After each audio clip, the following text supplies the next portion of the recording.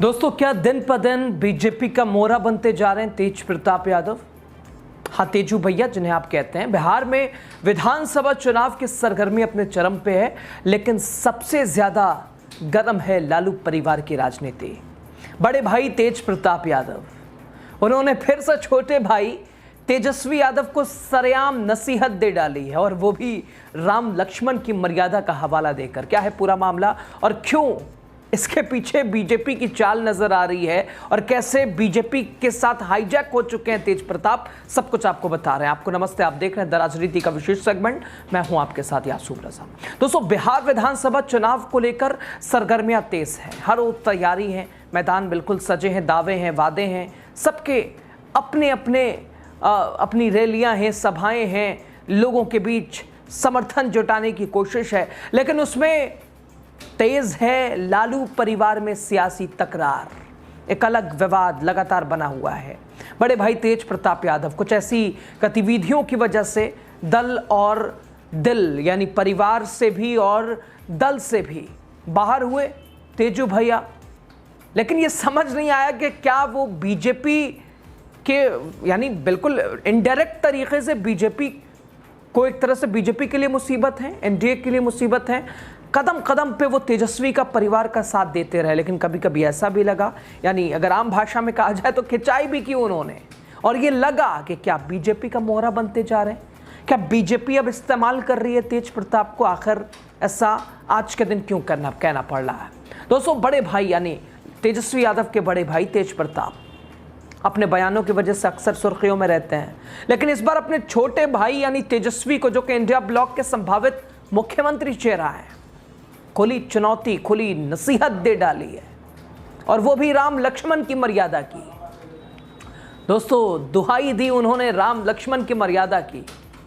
तेज प्रताप यादव जो कभी तेजस्वी के सबसे करीबी माने जाते थे, तेजस्वी को बहुत प्यार करते थे, चाहते थे तेजस्वी बिहार में मुख्यमंत्री बने, उस कुर्सी तक पहुंचे, और इसको लेकर तेज प्रताप ने बहुत कोशिशें की, लेकिन अब लगातार सियासी बाण चला रहे हैं। अब तेवर बदल गया है, तस्वीर बदल गई है, घर और दल दोनों से बाहर हैं, लालू परिवार से, आरजेडी से। लेकिन दोस्तों, अपना दल बना लिया है, अपना ब्लॉक बना लिया है, अपनी राहें ढूंढ रहे हैं, अपना रास्ता तलाश रहे हैं, और नया समीकरण बनाने की कोशिश कर रहे हैं, जद्दोजहद कर रहे हैं। लेकिन अपने भाई तेजस्वी यादव को क्यों लगातार राम लक्ष्मण की मर्यादा की दुहाई देकर वो नसीहत दे रहे हैं, और वो भी एक तरह से अगर आपको कहें तो दशहरे के दिन। दोस्तों, आरजेडी से दूरी उन्होंने बना ली, ये तो आम बात हो गई। अब लगातार सियासी बांड तो चला ही रहे हैं, और न सिर्फ उन्होंने आरजेडी से दूरी बनाई, बल्कि अपनी पार्टी जनशक्ति जनता दल भी खड़ी कर दी। अब अलग चुनाव लड़ने का ऐलान है, अलग रास्ते हैं। ऐसे में सवाल, क्या बीजेपी का मोहरा तेज प्रताप जो कि आपने वो देखा राजश्री को लेकर जो टिप्पणी आई, यानी तेजस्वी की पत्नी को लेकर, कैसे तेज प्रताप आग बबूला हुए, परिवार के साथ आए। लेकिन जब उन्होंने दल बनाया तब भी लोगों ने कहा इसमें पिताजी की तस्वीर नहीं है, माताजी की तस्वीर नहीं है। क्यों? उनका तेवर बदला था। तेजस्वी को लेकर भी तेवर, वो तेजस्वी के वो विधानसभा क्षेत्र राघोपुर पहुंच गए थे, पूछ दिया था क्या विधायक नहीं आया है तुम्हारा। तो इसको लेकर दोस्तों ये तस्वीरें जो निकल रही हैं, तो ये कहा जा सकता है क्या बीजेपी तेज प्रताप को हाईजैक कर चुकी है। क्या बीजेपी की चाल, बीजेपी की चाणक्य नीति तेज प्रताप को अपने कब्जे में कर चुकी है, और वही तेजस्वी को निशाना साधने में मजबूर करा रही है। दोस्तों, एक और विजयदशमी का दिन, देश भर में बुराई पर अच्छाई की जीत का जश्न संदेश। वहीं दोस्तों, पटना की सड़कों पर तेज प्रताप यादव मर्यादा की बात कह रहे हैं, लेकिन यह मर्यादा किसी रावण के लिए नहीं, बल्कि अपने छोटे भाई तेजस्वी के लिए। बिहार के पूर्व मंत्री, जनशक्ति जनता दल के संस्थापक तेज प्रताप यादव ने अपने छोटे भाई तेजस्वी यादव को नसीहत देते हुए कहा कि उन्हें मर्यादा समझनी चाहिए।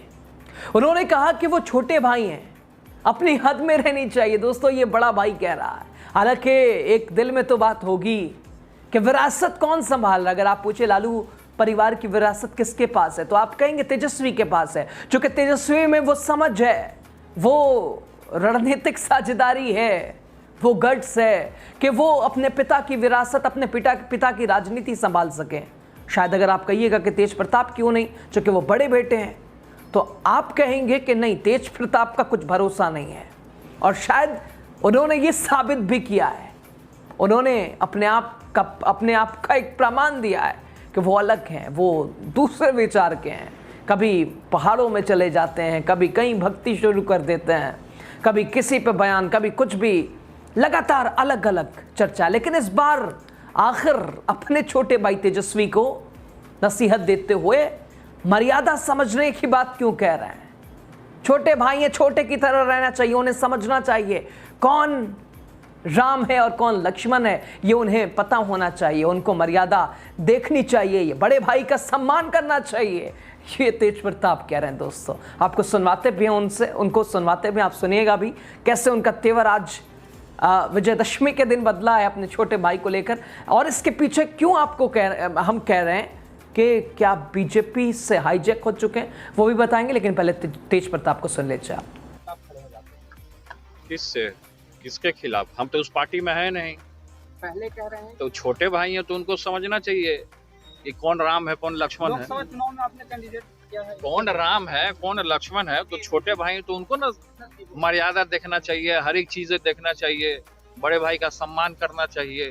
तो खैर इन चीजों पे मैं ध्यान नहीं दे रहा हूँ, वो जो भी कर रहे हों वो अपना बुद्धि और विवेक से कर रहे होंगे। तो दोस्तों, तेज प्रताप को आपने सुना, वो साफ कह रहे हैं कि मर्यादा उन्हें देखनी चाहिए, कौन राम है कौन लक्ष्मण है ये समझना चाहिए, बड़े भाई का सम्मान होना चाहिए। सवाल बहुत सारे हैं, क्या वो बीजेपी वाले चंगुल में आ चुके हैं?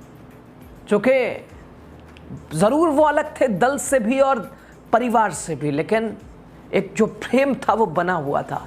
अलग होने के बाद भी वो कहते रहे कि तेजस्वी मुख्यमंत्री तेजस्वी बनेंगे, लेकिन अब तेवर क्यों बदल रहा है? दोस्तों, तेज प्रताप ने तेजस्वी के ऊपर निशाना साधते हुए, नसीहत देते हुए आरएसएस पर भी निशाना साधा।